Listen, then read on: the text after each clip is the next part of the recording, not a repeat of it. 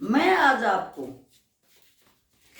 बताना चाहती हूं कि संसार के अंदर जो इंसान आया है वो जाएगा अवश्य, क्योंकि ये तो एक ऐसी स्टेज है जिसका रोल जब खत्म हो जाता है तब जाना ही पड़ता है। बड़े बड़े विद्वान, ऋषि मुनि, जो भी इस दुनिया में आया उसे जाना तो पड़ा ही है। चाहे किसी ने कितनी भी भक्ति की हो, कितना भी परमात्मा का ज्ञान प्राप्त किया हो और कितना ही उसके नजदीक रहा हो, लेकिन ये चोला तो चंद समय का है जो हमें मिला है। पता नहीं, ये रहस्य किसी को नहीं पता कि हमने कितने दिन इस दुनिया में रहना है और कितने दिन तक हमने इस चोले के द्वारा अपने कर्तव्य को निभाना है। इसीलिए जब पता ही नहीं है कि कब किस समय हमारा नंबर आ जाए और हम इस चोले को छोड़कर इस दुनिया से रुखसत हो जाएं, तो हमेशा ही अपने कर्म पर ध्यान देना चाहिए कि ऐसी करनी कर चलो जो दूसरे भी सराहें, जो दूसरों को भी ज्ञान दें। ऐसी करनी मत करो जो हमेशा दूसरे भी उस करनी को याद करके दुखी हों। जब हमें इंसान का चोला मिला है और हमें पता है कि कर्म की प्रधानता है, तो क्यों न हम उस कर्म का सुधार करें। मत कहो ये मेरा है, यहां आकर मेरा तेरी ऐसी लगती है कि सब कुछ अहंकार के द्वारा हम अपना बनाने लगते हैं। आपका कुछ नहीं है, आपको भी किसी दूसरे ने दिया है, क्योंकि जहां हम जन्म लेते हैं हमारे माता पिता, हमारे दादा दादी हमें विरासत में बहुत कुछ देकर गए हैं। इसी अक्षण में रहो और देखो कि आप कितना कम चाहिए, उसी में गुजारा करो, क्योंकि जब आपको दूसरों ने दिया है तो आपने भी अपने आने वाली पीढ़ियों को कुछ देके जाना है। संस्कार देके जाने हैं, अच्छे कर्म देके जाने हैं, अच्छा भाव देके जाना है, या उनको ऐसा भाव देके जाना है कि दूसरे भी उन्हें ये कहें कि तुम्हारे बड़े बूढ़े बुजुर्ग, तुम्हारे जिनकी तुम संतान हो, जिनके तुम पोत्र पोत्रियां हो, वो ऐसे थे। उनके लिए ऐसा करो कि उनका भी सिर गर्व से ऊंचा हो जाए कि हमारे जिनकी हम संतान हैं, जिनके पोता पोती हैं, वो इतने अच्छे इंसान थे। उन्हीं के ऊपर हमें चलना चाहिए। ये जो है ना, जो एमजी प्रेम जी हैं, विप्रो के संस्थापक, उन्होंने ये एक उदाहरण सेट किया है कि वो जितना कमाते हैं उसमें से प्रतिदिन बहुत सारा हिस्सा हर रोज गरीबों में बांट देते हैं, डोनेट कर देते हैं।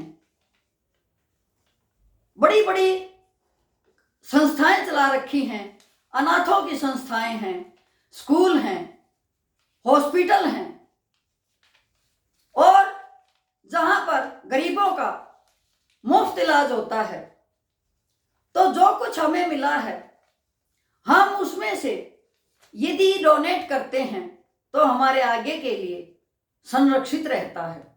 ये मत सोचो कि जो हमने दे दिया वो खो दिया, जो हमने दे दिया सो बो दिया।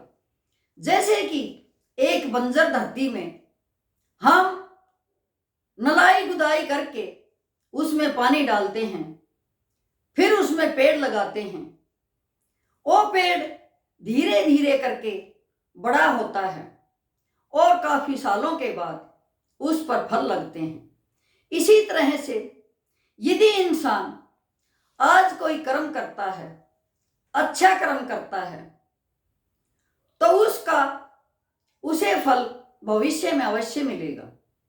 यदि अच्छा कर्म किया है, अच्छे अक्षर में हम रहे हैं, ज्ञान के द्वारा हमने दूसरों को भी कुछ दिया है, तो हमें अवश्य ही भविष्य में अच्छा ही मिलेगा। अब हमारे जन्म को ही ले लीजिए।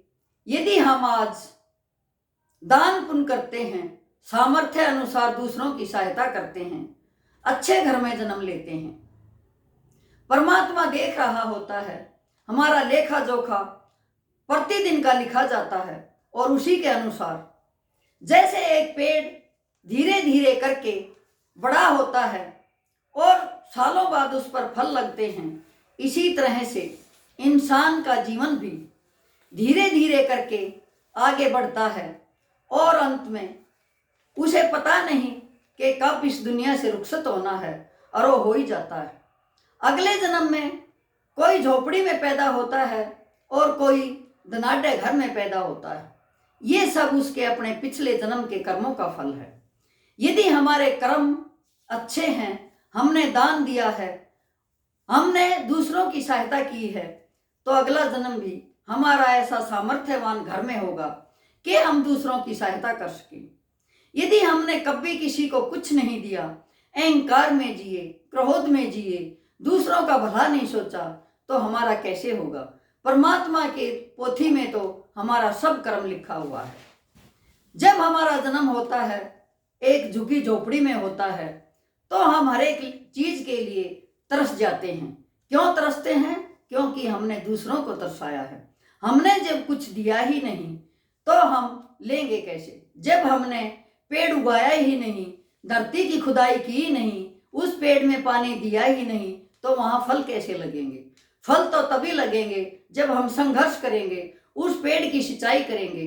कर्म रूपी पेड़ की सिंचाई कीजिए, कर्म रूपी पेड़ लगाइए और कर्म की प्रधानता को समझिए। उस पेड़ के फल मीठे और स्वादिष्ट तभी होंगे जब हमारा कर्म रूपी पेड़ आगे बढ़ेगा। यदि हमारा कर्म रूपी पेड़ ही एक गंदे कीचड़ में हम फेंक देंगे, तो हमारा कर्म रूपी पेड़ कभी आगे नहीं बढ़ेगा। उसका कर्म तो वहीं कीचड़ में ही जाएगा, क्योंकि जब हमने किसी का कुछ किया ही नहीं, किसी के बारे में सोचा ही नहीं, किसी का भला किया ही नहीं, तो हमें अच्छा कैसे मिल सकता है?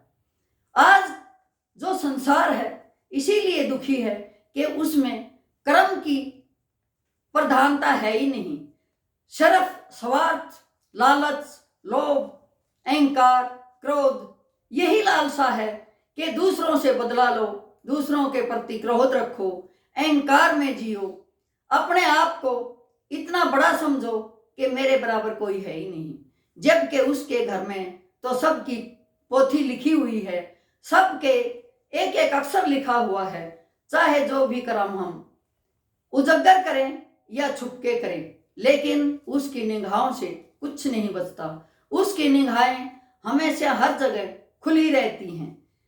जैसे कि आपस में दो दोस्त थे और उन्होंने एक साधु को अपना गुरु बना रखा था।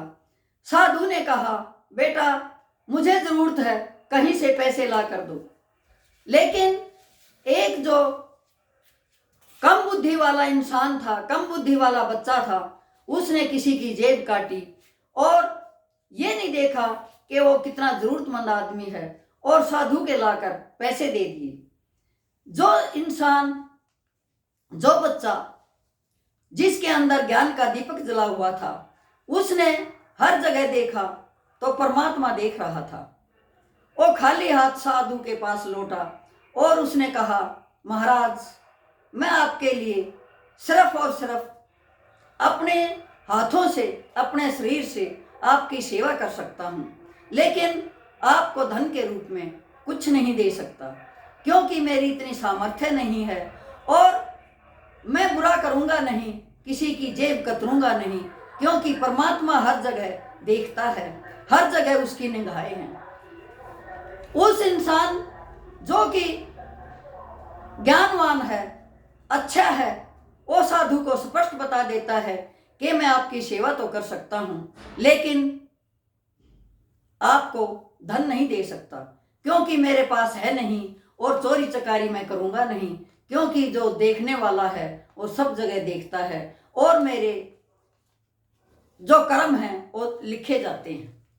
इसलिए हमें ये सोचना चाहिए कि हम दुनिया में आए हैं, कर्म करने के लिए आए हैं। यदि अच्छा करेंगे तो अच्छी जगह जन्म लेंगे, और आगे भी सामर्थ्य अनुसार, अपने ज्ञान के अनुसार कुछ दूसरों का भला कर सकेंगे। लेकिन जब हम खुद रोड पे हैं, दूसरों के प्रति ऐसा दिखते हैं, हमारे ऊपर ही कोई दया करता है, तो हमारा जीवन निरर्थक होता है, क्योंकि दया पाने वाला हमेशा निरर्थक जीवन जीता है, और जो उस पर दया दिखाता है उसको कुछ देता है। देने वाला हमेशा महान होता है, और लेने वाला हमेशा कंगला ही कहलाता है। चाहे हम कितने भी अमीर हो जाएं, लेकिन यदि हम किसी के प्रति लेने की भावना रखते हैं तो हम कंगाल ही हैं। यदि हम देने की भावना रखते हैं तो हम अमीर ही हैं। गरीब होना कोई बुरी बात नहीं है, लेकिन दिल का गरीब होना उससे भी बुरी बात है। कभी भी गरीबी पे मत जाओ, उसके दिल पर जाओ कि वो दिल से कितना अमीर है। हम यदि किसी की झोपड़ी में भी जाते हैं और वो आदर सत्कार करके हमारे को बिठाता है, अपने सामर्थ्य के अनुसार हमें ठंडा पानी पिलाता है, तो उसमें भी हमें खुशी मिलती है, क्योंकि उसकी भावना पवित्र होती है। लेकिन कोई धनाढ्य आदमी जिसके द्वार पर हम जाते हैं और धन का गुरूर दिखाता है और कहता है कि तरह तरह की मिठाइयाँ खाओ, दूध पियो, दही खाओ, लेकिन उसके अंदर धन का अहंकार है, तो उसका दिया हुआ भी जहर के बराबर है, क्योंकि अहंकारवश वो हमारे शरीर के अंदर जहर दे रहा है। और जो इंसान झोपड़ी में है, वो यदि अच्छी भावना से हमें पानी पिला रहा है तो वो भी हमारे लिए अमृत के समान है। तो मेरा कहने का तात्पर्य यही है कि यदि हमारे अंदर सामर्थ्य है, तो जो बड़े लोग, जो अच्छे लोग अपने को खुद को सादा जीवन जीने के लिए प्रेरित करते हैं, सादा जीवन जीते हैं, लेकिन दूसरों के लिए सामर्थ्य के अनुसार सहायता करते हैं, उनके लिए डोनेशन देते हैं, उनके लिए दान दक्षिणा देते हैं, उनके प्रति आदर भावना रखें और उन्हें आदर की दृष्टि से देखें, तथा हो सके तो उनके पद चिन्हों पर चलने की कोशिश करें। हमारा जीवन तभी तक सार्थक है जबकि हम अपने जीवन को अच्छी तरह जिए, दूसरों की भलाई के लिए जिए, थोड़ा बहुत तो जरूर सोचें। कल ही जैसे मैं बस में आ रही थी, तो एक मेरे से छोटी उम्र की लेडी ने कहा कि आप यहां बैठ जाइए, मैं खड़ी हो जाती हूं। मैंने कहा नहीं, मेरा सामर्थ्य है खड़ी होने का, लेकिन उसने फिर भी मेरी एज को देखा और अपनी को देखा और जबरदस्ती कहने लगी, नहीं जी आप यहां बैठो, मेरा स्टेशन थोड़ी दूर पर है और मैं खड़ी ही रहूंगी। ये छोटी छोटी बातें हैं जो हम एक दूसरे की सहायता कर सकते हैं, लेकिन जो अहंकारी होते हैं वो जवान बच्चा भी, कोई बुजुर्ग खड़ा रहेगा लेकिन उठेगा नहीं, सहायता नहीं करेगा। सहायता तो हम किसी भी तरह से कैसे भी कर सकते हैं। यदि हम जा रहे हैं, कोई गरीब इंसान, कोई बूढ़ा, कोई बुजुर्ग ऐसा है, हम उसे यदि रोड भी क्रॉस करवाते हैं, यदि हम उसकी थोड़ी बहुत भी सहायता करते हैं तो अपने दिल से दुआ देता है। हमें सोचना चाहिए कि यदि जो काम डॉक्टर भी ये कहते हैं इलाज करने के बाद कि मैंने तो अपना इलाज कर दिया है, अब दवाएं तो इसकी चलेंगी ही, लेकिन अब ये दुआओं के सहारे है, परमात्मा से दुआ कीजिए कि तुम्हारा मरीज ठीक हो जाए।